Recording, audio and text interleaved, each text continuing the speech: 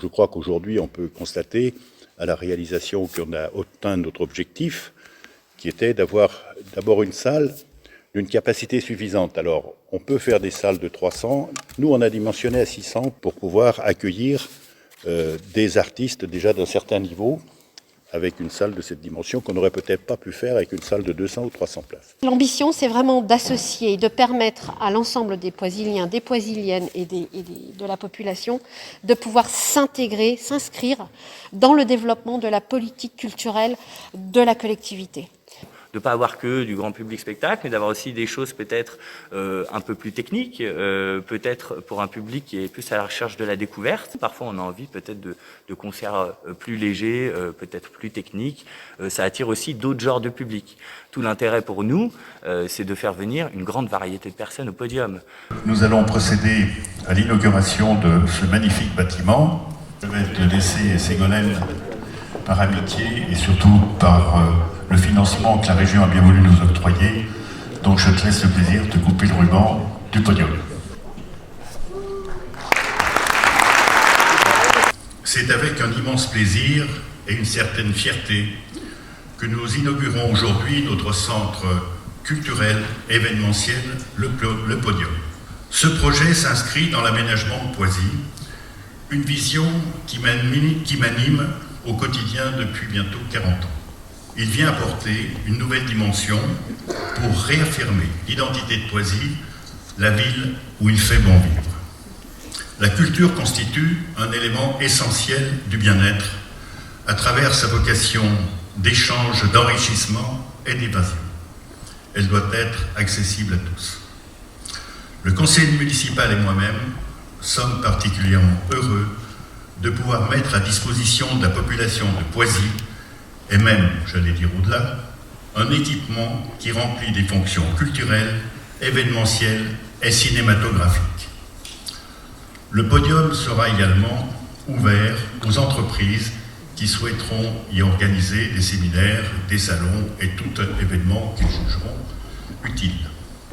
C'est dans cette vision de plus de 30 ans que nous avons pensé acquérir cet espace de respiration de 90 000 m² qui comprend aujourd'hui un groupe scolaire de 10 classes, que nous avons mis en service le 4 janvier de cette année, un centre culturel, une zone humide de 4 hectares qui sera prochainement réhabilitée dans l'esprit de celle de Maculi pour ceux qui connaissent notre marais.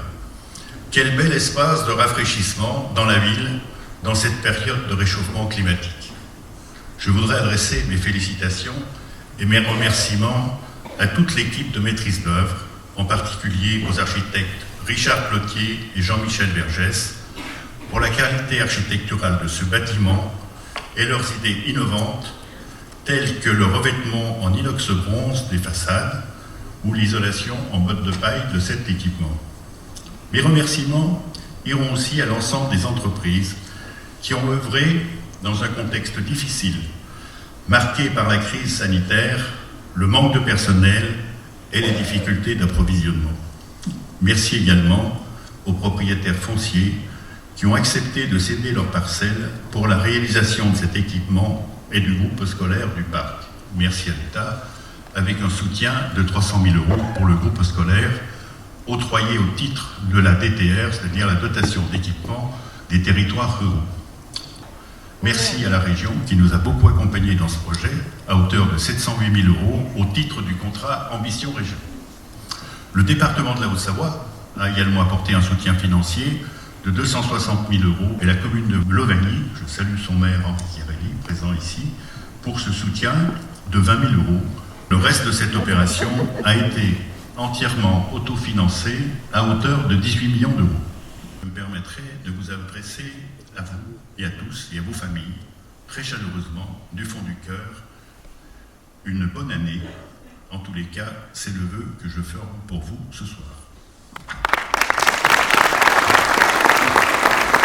Je souhaite longue vie et belle programmation à cet équipement. Et puis, je pense que nous aurons l'occasion de nous revoir autour d'une programmation riche en qualité, j'en suis certaine.